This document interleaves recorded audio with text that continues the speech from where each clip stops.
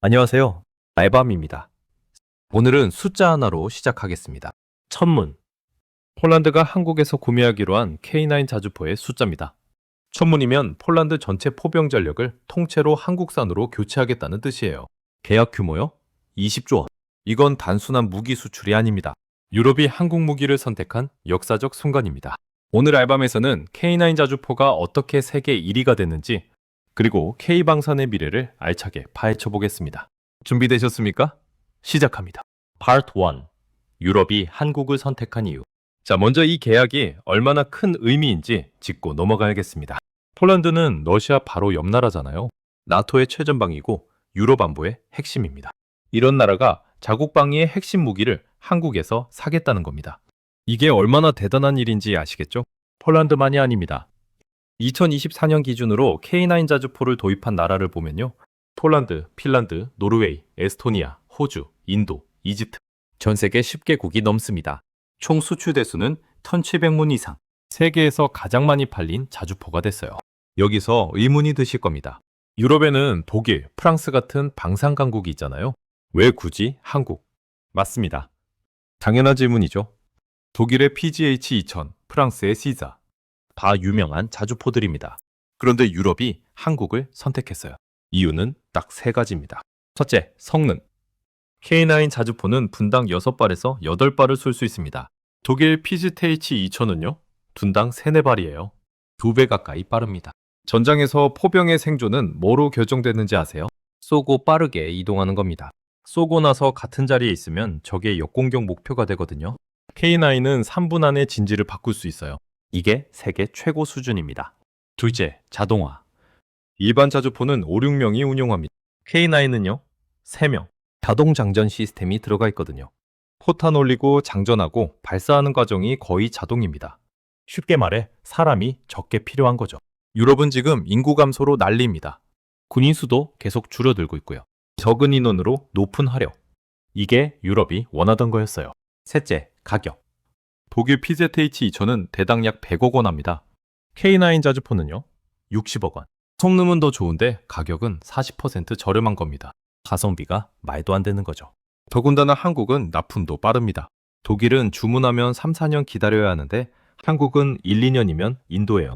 유럽 입장에서는 선택의 여지가 없었던 겁니다. Part 2. K9의 진짜 비밀. 그럼 K9은 어떻게 이런 성능을 낼 수 있었을까요? 핵심은 52 구경장 155mm 곡사포에 있습니다. 구경장이 뭐냐고요? 포신 길이를 구경으로 나눈 값입니다. 52 구경장이면 155mm 곱하기 52, 약 8m 포신이에요. 긴 포신은 사거리가 길어집니다. K9의 최대 사거리는 40km 이상.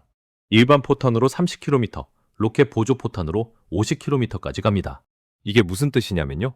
적이 30km 밖에 있어도 때릴 수 있다는 겁니다. 적은 우리를 못 때리는데 우리는 적을 때릴 수 있어요. 이게 포병의 핵심입니다. 그런데 진짜 비밀은 따로 있습니다. 바로 화력 제어 시스템이에요. K9에는 GPS, 레이저 거리 측정기, 탄도 컴퓨터가 다 들어가 있습니다. 목표 좌표만 입력하면 컴퓨터가 알아서 계산해요. 각도, 화약량, 풍속, 온도, 습도 다 고려해서 자동으로 조준합니다. 예전에는 이런 걸 사람이 계산했거든요. 시간 오래 걸리고 오차도 크고요. 지금은 30초 만에 끝납니다. 목표 받고 30초 안에 첫 발사가 가능해요. 이게 세계 최고 수준입니다. 또 하나 중요한 게 있습니다. 바로 자동 탄약 공급 시스템. K9은 차체 내부에 포탄 48발을 실을 수 있어요. 이게 자동으로 올라와서 장전됩니다. 사람이 포탄 들고 왔다 갔다 할 필요가 없어요. 그래서 3명이 운용 가능한 겁니다. 조준수 1명, 탄약수 1명, 차장 1명. 끝! 이 자동화가 바로 K9의 핵심 경쟁력입니다. Part 3. 실전에서 증명됐다. 그런데 아무리 성능이 좋아도 실전에서 검증 안 되면 소용없잖아요. K9은 검증됐을까요? 됐습니다.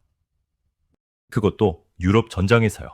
2022년 러시아가 우크라이나를 침공했습니다. 폴란드는 자국이 보유한 K9 자주포 일부를 우크라이나에 빌려줬어요. 그리고 전장에서 돌려봤습니다. 결과는 어땠을까요? 우크라이나군이 극찬했습니다. 빠르고 정확하고 고장이 거의 없다. 러시아군 포병과 싸워서 이긴 겁니다. 러시아는 소련 시절부터 포병 강국이었거든요. 그 러시아를 K9이 압도했어요. 나토 회원국들이 이걸 지켜봤습니다. 아, 진짜 괜찮네. 실전에서 검증됐네. 그래서 폴란드, 핀란드, 노르웨이가 줄줄이 주문한 겁니다. 또 하나 중요한 테스트를 통과했어요. 바로 북유럽 혹한기 테스트. 핀란드는 겨울에 영하 30도까지 내려갑니다. 이런 극한 환경에서도 K9이 제대로 작동하는지 테스트했어요. 결과는 합격. 포신이 얼지도 않고 유압이 얼지도 않고 전자장비도 문제없이 작동했습니다. 이게 얼마나 대단한지 아시겠죠? 북유럽 국가들이 믿고 쓸 수 있게 된 겁니다. 파트 4. 역전의 드라마. 여기서 가장 놀라운 대목이 나옵니다. 한국은 불과 50년 전만 해도 무기를 수입하던 나라였거든요. 1970년대 한국군이 쓰던 자주포는요, 미국제 M109, 베트남 전쟁에서 쓰던 구형 자주포였어요. 성능도 별로고 고장도 잦고 부품도 구하기 어렵고요. 그래서 결심했습니다. 우리가 직접 만들자. 1980년대부터 개발이 시작됐습니다. 삼성 테크인, 지금의 한화 에어로스페이스가 주도했어요. 초기에는 난관의 연속이었습니다. 코신 제작 기술도 없고 유압 시스템도 모르고 화력 제어 시스템은 더더욱 몰락가거든요. 하지만 포기하지 않았습니다. 독일, 영국에서 기술 자문을 받고 한국 기술진이 밤낮으로 연구했어요. 1999년 드디어 K9 1차 양산이 시작됐습니다. 한국군에 처음 납품됐을 때 해외에서는 관심이 없었어요. 한국이 자주포? 그게 제대로 되겠어? 그런데 2000년대 들어서 상황이 바뀝니다. 터키가 먼저 관심을 보였어요. 2004년 터키와 기술 이전 계약을 맺었습니다. 터키에서 K9을 라이센스 생산하기로 한 거죠. 이게 K9의 첫 수출이었습니다. 그리고 2022년 폴란드 계약이 터졌습니다. 천문 20조 원.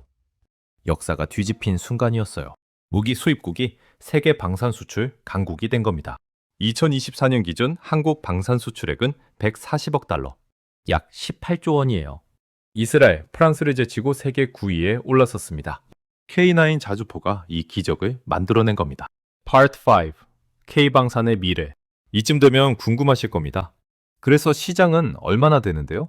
글로벌 방산 시장 규모 연간 300조 원입니다. 그 중에서 한국이 차지하는 비중은 아직 5%도 안 돼요. 하지만 빠르게 늘고 있습니다. 왜냐?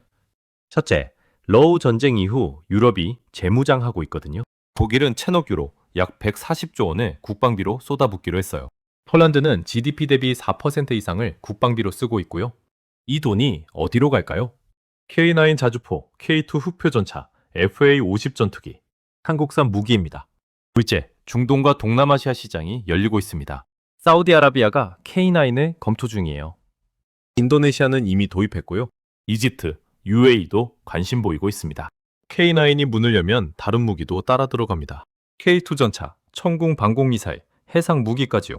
셋째, 한국 방산의 강점이 명확합니다. 빠른 납품, 합리적 가격, 검증된 성능. 유럽이나 미국 무기는 비싸고 오래 걸려요. 중국이나 러시아 무기는 싸긴 한데 성능이 의심스럽죠? 한국은 그 중간에 딱 있습니다. 적당한 가격에 우수한 성능, 게다가 배송도 빠르고요. 이게 바로 K방산의 경쟁력입니다. 물론 도전도 있습니다. 가장 큰 건 미국의 눈치입니다. 한국 무기에는 미국산 부품이 많이 들어가거든요.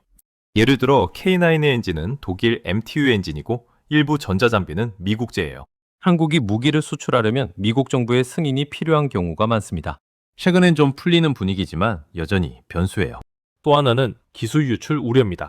폴란드에 K9을 팔 때 기술 이전도 함께 했거든요. 폴란드가 K9을 자국에서 생산할 수 있게 한 겁니다. 이게 장기적으로 한국의 경쟁자를 키우는 건 아닌지 우려도 나와요. 하지만 하나 디펜스는 계속 업그레이드하고 있습니다.